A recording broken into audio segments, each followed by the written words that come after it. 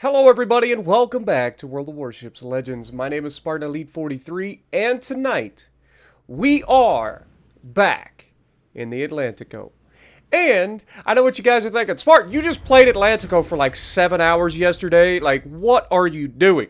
Well, honestly, I didn't really want to play tonight. I didn't really need it. I got some videos that I could throw up, but I was like, I got a new headset. I got to test it out, get the levels correct on my headset because I've needed a headset for a long time. Y'all have no idea. Needed a headset for a long time. Got a new headset, and I was just dialing in the settings. And, first game out in the Atlantico, this happens. And yesterday, we were playing ranked battles, which is, everybody knows, ranked battles is the worst gaming experience you can ever have. Period. It doesn't exist. It doesn't matter what game you're in. If you ever play anything ranked, Lord have mercy, you are going to just lose your god-darn mind at this sheer stupidity of teammates, right? And of course you make stupid plays too, but you never recognize those. You always recognize what everybody else does wrong. It's never you. And I'm right there with you. I ain't perfect. Y'all know there's 7 hours of footage showcasing just how obnoxious teammates can be. Now, obviously, we did pretty well yesterday, despite the fact that we had some really bad teammates. But this one is going to be the opposite of that, guys. Sometimes you got to have a little yin with your yang, okay? We've had the bad. Now we're going to showcase some of the good. What are good teammates? Let's see. What are good teammates? Teammates are people who can stick it out with you through the thick and thin, do their god-darn job, and survive.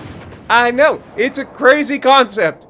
But that's what we're going to get here. We got a Fiji. Did you notice that the Fiji was reversing at the beginning of the match?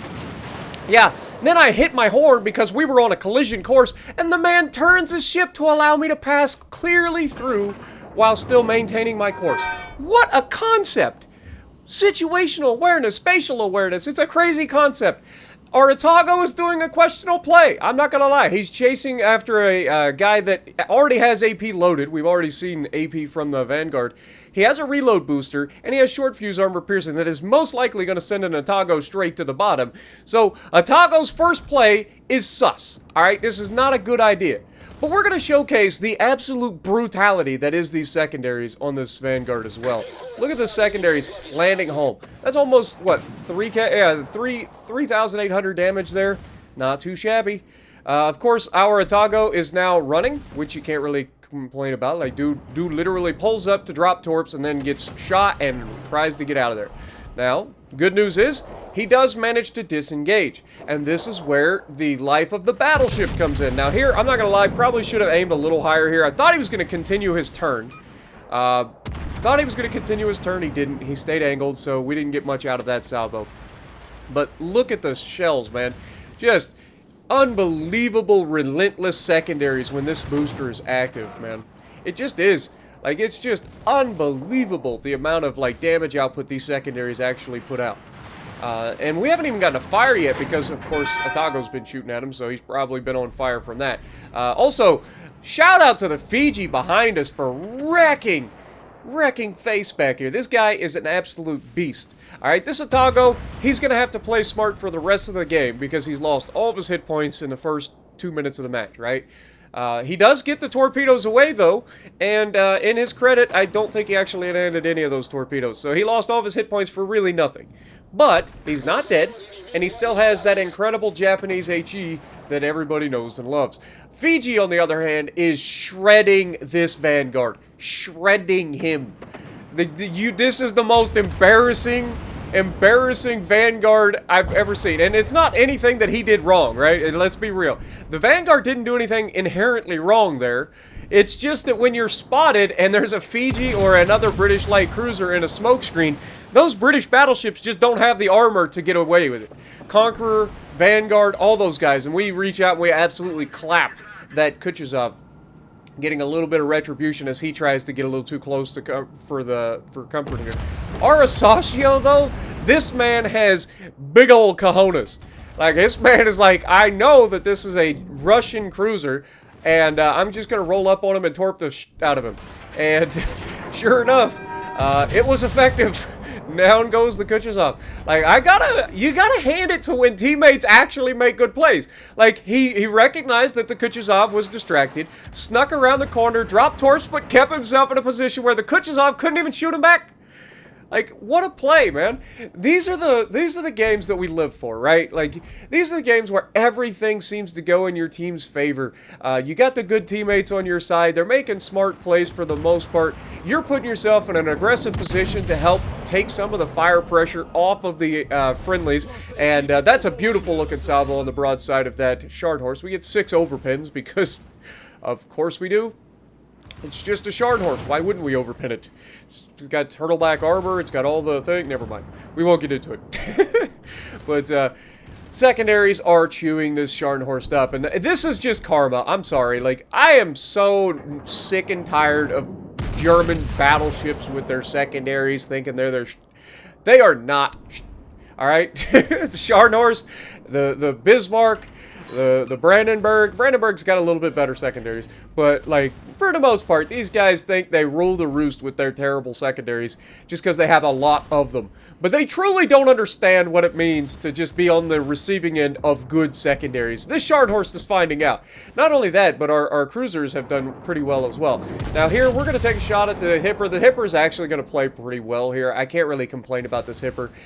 He's going to do some good things. He actually gets caught here. Didn't see those coming, unfortunately for him. But he gets away with it for now.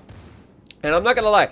I get a little bit cocky. I'm like, okay, I'm going to try to focus the more important targets. Screw the Shard Horse. He's in range of our secondaries. The Shard Horse should go down to our secondaries. Meanwhile, we just lost one of our destroyers. Right? We still have yet to capture the Charlie Cap because the Shard Horse keeps resetting everybody. And so we take a shot at the Jean Bart. We get an okay salvo, but again, not anything to write home about. Secondaries are firing off the right side of the ship now. You can see Shard Horse, very low health, still surviving. This is what the Germans just do better than most in terms of just refusing to die. Like, we can go back to the story of the Bismarck. Like, in this game, there is something about a German battleship that just refuses to give up. Unless, of course, they're the dumb ones that just go full YOLO mode and go broadside at the beginning of the match. But when they're hiding away and they're actively trying to survive, like, it can be a nightmare to take down a German battleship that is properly trying to survive. But you can see I'm like getting a little cocky here. I'm like, okay, I'm going to go for the Hipper here. He's a priority target. We're not going to shoot the Shard Horse because Shard Horse is probably dead. And then the Hipper disappears. So then I'm like, okay, well, I guess we shoot at the Shard Horse here. And this is what I'm talking about. Shard Horse is burning. He's got no health left. We got the secondaries still going on him. I'm thinking, okay, that guy is dead, right? So we go back towards the Hipper. He's kind of slowing down, but I'm expecting him to go forward here. And unfortunately, I don't think he does. I think he reverses, actually. So we get a bunch of overpins on the nose of the ship again. And this is a crucial point of the map right now. I am going to make a turn. And you can see, I look over at the Shard Horse that's still alive, and I'm like, really? Really, man? This man's is still alive? All right, we got to do something about this. We cannot allow this little turd blossom to stay alive on the flank, because even though it's just a Shard Horse with 283mm guns, it's still a battleship, and if those 283s get a broadside, they can be surprisingly devastating. So we don't want to give him our broadside if we can get away with it. So we take a shot with front guns, horrendous dispersion. All of the protection engaged for wargaming. But now he has no hit points. Surely we can finish him off here. And he gets another heal away. Somehow, magically. Good God. You see what I mean about them just happening to survive the most weird things? Like, every time. Every time, man. Without fail. But this has got to be the last heal he's getting, because I'm not playing around with this man anymore. We get a little bit better RNG on the front guns this time. We're going to land 2 shells, I believe, here. And that's going to take him down to nothing. And then, of course, we fire the rear guns and try to hit him. Now, watch the turn here. As we slow down and try to avoid collision with the island, we do manage to take out the Shard Horse. Barely. Barely. But we do manage to take him out. And what happens next can only be described as, what the fuck is this? You guys explain to me how what happens next happens. This guy has got to have channeled every bit of wargaming protection that he can muster. Like, I don't know if he just bought 1,000 days of premium, including like 400 of the new Santa 3 crates, or whatever you want to call them, level 3 Santa crates, whatever you want to call them. But like, this man's should not get away with what he gets away with in the next couple of salvos. Look at this. This is a dream scenario. Like, you can't catch a Synop any more broadside than this. How the f*** is he still alive? Please explain this. I don't understand it either. Like, really? How? How do you get away with it? If that's me in the Synop, it's a death strike. I don't care who shoots at my broadside. It'd be a cruiser with like 150mm guns and he'd still send me to the bottom. Like, how? I don't understand, man. How does he get away with it? Y'all explain. But also, pay attention to the menu, or pay attention to the mini-map. You can see, now he's turning in, so we're not expecting the big citadel here. But notice that we're being YOLO'd by an Italian cruiser. I wonder what he could be doing, pulling out and going full broadside. I bet he's torping me. And I bet the Hipper's about to do the same as he turns broadside to get behind the island. So, what is the funny thing about the Italian cruiser's torpedoes? Oh, just the fact that they go about half the speed of smell. So as long as you make any effort to dodge, you're gonna be fine. Like, you're not gonna take a torpedo from an Italian cruiser if you know that they're there. Like, about the only time you ever take a torpedo from an Italian is, like, when you have no idea they're there. But here, we get a beautiful look. A decent salvo. Only 4 overpens. You gotta love that. But Secondaries doing what they do. Unfortunately, our secondary booster goes on cooldown. Synop, we're trying to stay angled to where we get both secondaries on both sides of the ship to shoot. We're doing a pretty good job in that sense, and you can see just how quickly the damage has gone from 100,000 all the way up to 170,000 damage. Zara is doing his best to play I need to get out of here mode, and unfortunately for him, I still overmatch, so it doesn't matter. We shoot high, and all we need is a couple of hits, and he goes down. Hipper comes around the corner. Secondaries are already engaging him. He actually fires AP, which just goes to show you the Hipper's AP is fantastic. Just like the Prinz Eugen, like the Hipper, it's still 203mm AP. Like, you need to use that sometimes. If you get broadsides, use the AP, man. It's so good. I see a lot of people playing Hipper that only play HE, and I know I like to talk about spamming HE in the Hipper because it doesn't have the best pin angles, but we finish off the Synop there, and you gotta smile when you get good teammates, man. You just do. Watch what happens next. Not only have we battled ourselves off, we've had great teammates on our side of the map. All 3 of us that spawned on the right side of the map are still alive. Just put that in perspective, including the Atago that got all of his health ripped away at the beginning of the match. He's still alive. The Fiji, who has played absolutely fantastically, still alive. That is what you call effective team play. Crossfires, forcing people to, like you gotta love, like, I'm sure they loved it too, because Synop can't sail broadside to me, right?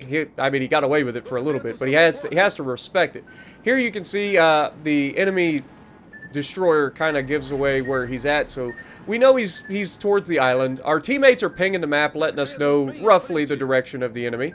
But you just gotta love it, man. Setting up those crossfires. Had I not pushed out to the right here and gotten the flank to have forced these guys all into a position where they had to respect the Atlantico, like, if we hadn't done that, our team likely loses this.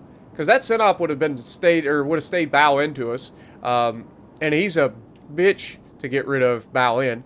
He has an icebreaker bow. We do overmatch the 25mm if we aim high, but the odds that we land significant shots landing high on the bow of a Synop is slim and none. But it's just one of those situations where you just love to see, like, teammates working together. You got destroyers staying alive, doing what they got to do. You got people pinging the map, telling you roughly where the destroyer is, despite the fact I already knew because he'd already launched torps at me. We've got, plus we've been spotted, so we know he's over here somewhere, right? Plus, you've got cruisers that maybe got themselves into a little bit too much trouble early on, but managed to survive and still be useful. Just showcasing the power of being able to disengage.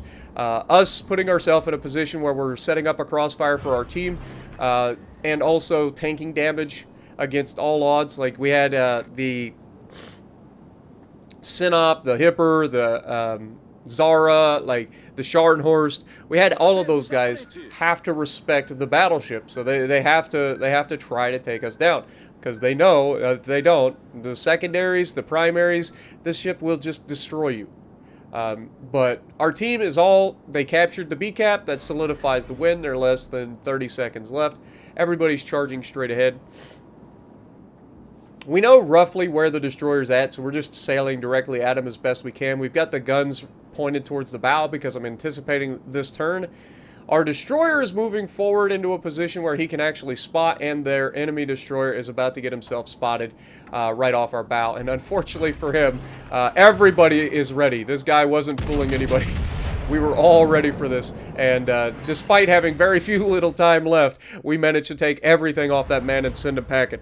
So, a very fun game to showcase the Atlantico in all its glory. A fun game to showcase after the rough games that we had in ranked battles, to get a team right out the gate that just did everything that you could ask for them, you know? And these are the games that you look forward to in World of Warships Legends. You love it. It was a relatively close game as well. We only had, like, what, 4 ships at the end? So there you see the Asashio top of the leaderboard in a destroyer, as you should be. Atlantico second. Fiji coming in third. Fantastic game for the Fiji as a bottom tier ship as well. And Atago coming in fifth, showcasing he not only survived, but he was useful.